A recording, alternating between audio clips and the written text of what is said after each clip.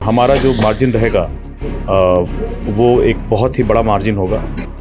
जो जनता ने अपना विश्वास मेरे ऊपर जताया है वो आपको 4 जून को दिख जाएगा।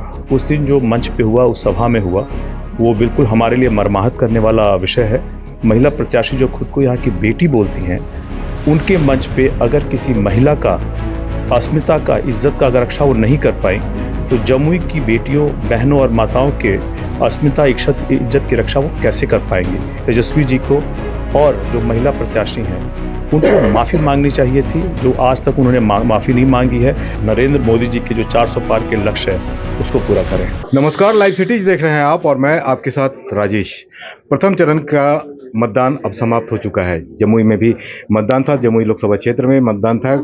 कल 19 तारीख को समाप्त हो चुका है। मतदान शांतिपूर्ण ढंग से संपन्न हुआ और कहीं से कोई अप्रिय घटना की खबर नहीं आई। हमारे साथ इस वक्त मौजूद है एनडीए के प्रत्याशी अरुण भारती जी।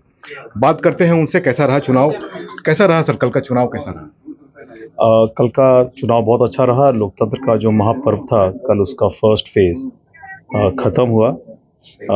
मुझे याद है जब मैं पहली बार आया था सक्रिय चुनावी राजनीति में, और यहाँ आकर के जिस तरह से मैंने जनसंपर्क किया, लोगों से बहुत प्यार, बहुत स्नेह, बहुत विश्वास और बहुत आशीर्वाद मिला। और कल के चुनावी समर में जनता ने अपना अपना मत डाला और मुझे पूर्ण विश्वास है कि उन्होंने अपना आशीर्वाद अपने मत के रूप में मुझे दिया है। और हम लोग उनके आशीर्वाद से चिराग पासवान जी के रिकॉर्ड को तोड़ते हुए भी भारी मतों से विजयी होंगे। और वो भी जैसे उन्होंने चिराग जी को 2014 में अपना बेटा बना करके भारत के संसद में भेजा था, मुझे भी अपना बेटा बना करके भारत के संसद में भेजेंगे। कल मतदान बहुत अच्छा रहा। कहीं से कोई पूर्णतः शांतिपूर्ण रहा। छोटी मोटी घटनाओं के बारे में हम लोग को संज्ञान मिला, और जैसे जैसे हम लोगों को संज्ञान मिला, हम लोगों ने प्रशासन को अवगत कराया और प्रशासन ने फिर उस हिसाब से अपना एक्शन लिया। तो कुल मिलाकर सब कुछ ठीक रहा, शांतिप्रिय रहा। पहले चरण के लिए जो प्रचार आरंभ हुआ था, तो प्रधानमंत्री ने यहाँ से, जमुई से ही अपनी सभा की शुरुआत की थी। कई नेता और आए, रक्षा मंत्री देश के आए, मुख्यमंत्री भी जमुई लोकसभा क्षेत्र में पहुंचे थे, झारखंड के बाबूलाल मरांडी भी पहुंचे थे, कई नेता पहुंचे। लेकिन देखा गया कल की जो वोट का परसेंटेज है वो कहीं ना कहीं नीचे रहा है। क्या कारण देखते हैं इतना के बावजूद? देखिए, वोट का परसेंटेज चारों लोकसभा क्षेत्र में कम ही रहा। तो ऐसा कोई पर्टिकुलर रीज़न मेरी समझ में नहीं आ रहा है कि ऐसा क्यों रहा। लेकिन ये जो बड़े नेताओं के आने के बावजूद अगर जो कमी रही है, तो हम लोग को इसकी समीक्षा करनी पड़ेगी कि आखिर हम लोगों से कहाँ कमी रही, और जो भी कमियां रही हैं उसको फिर सुधारा जाएगा। वोट का जो परसेंटेज कम रहा है, इसको किस रूप में देख रहे हैं? कितना फायदा या नुकसान दे पा रहा है? वोट का परसेंटेज अगर कम रहा तो इसमें मुझे फ़ायदा नुकसान वैसा कुछ नहीं दिख रहा है। ये हो सकता है कि अगर कमी रहा है तो दोनों तरफ को इसका नुकसान रहेगा। और मुझे लगता है कि फिर भी हमारा जो मार्जिन रहेगा वो एक बहुत ही बड़ा मार्जिन होगा। और हम लोग इसकी समीक्षा भी कर लेंगे कि जहाँ जो कुछ कमियां रही हैं उसको हम कैसे आगे के फेज़ के चुनाव में उसको सही कर लें।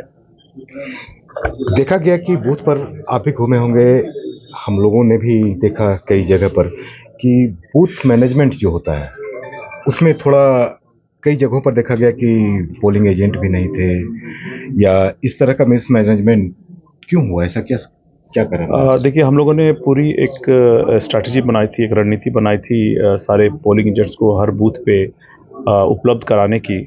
हो सकता है कुछ न कुछ कारण रहा हो कि कुछ बहुत कम बूथों पे ऐसा रहा हो कि पोलिंग एजेंट्स किसी कारण से अनुपस्थित थे।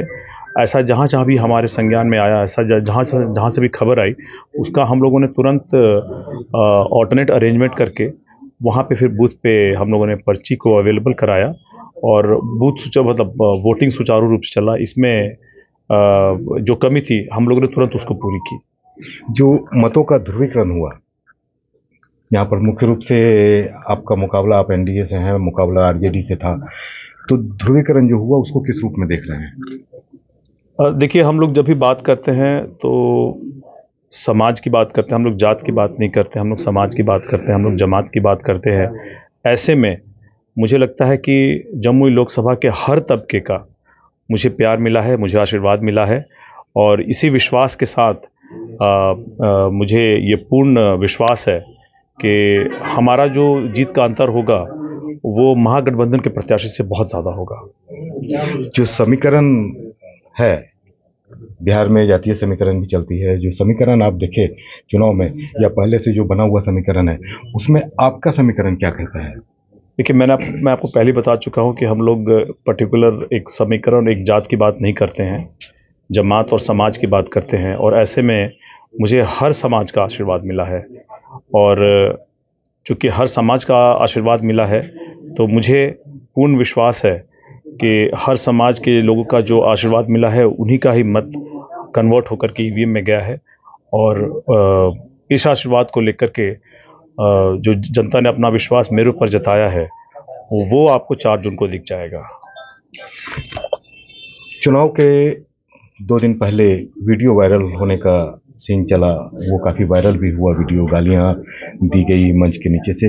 कितना प्रभावित रहा होगा इस चुनाव में, उसको किस रूप में देख रहे हैं? देखिए, ये जो क्योंकि ये बिहार का भी मुद्दा बन चुका है पूरे बिहार। ये जो गाली का प्रकरण हुआ था जिसमें तेजस्वी प्रसाद यादव जी और जो महिला प्रत्याशी हैं उन्होंने उनके मंच से, उनका ही मंच था, उनकी आम सभा थी, उनके ही वर्कर थे, उनके ही समर्थक थे, जहाँ पे चिराग पासवान जी की मां को और मेरी सासू मां को अभद्र टिप्पणियां की गई, अभद्र गालियां दी गई।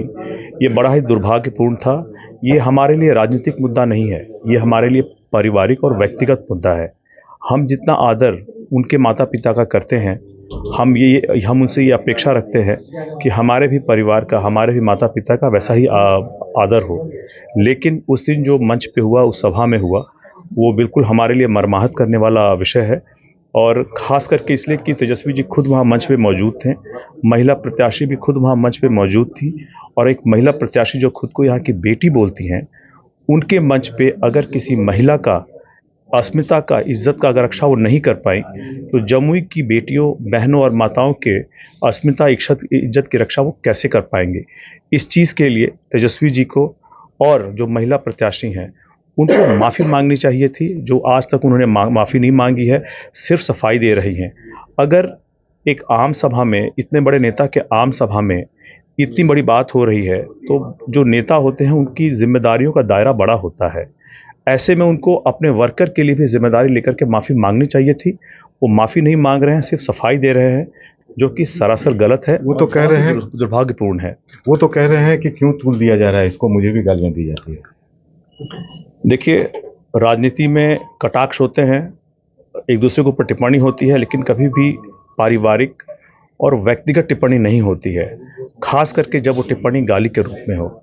और ऐसे में जो सामने प्रतिनिधि हैं, जो राजनेता हैं, उनकी जिम्मेदारी का दायरा बढ़ जाता है और उनको अपने वर्कर पे के इस कृत्य के लिए माफ़ी मांगना होता है और उसके साथ एक जो उनको एक्शन लेना होना चाहिए, डिसिप्लिन का, वो लेना चाहिए था, जो उन्होंने नहीं लिया।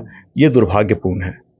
अब तो चुनाव समाप्त हो चुका है, पहले चरण का आपका चुनाव समाप्त हो चुका है। अब अरुण भारती क्या करने जा रहे हैं?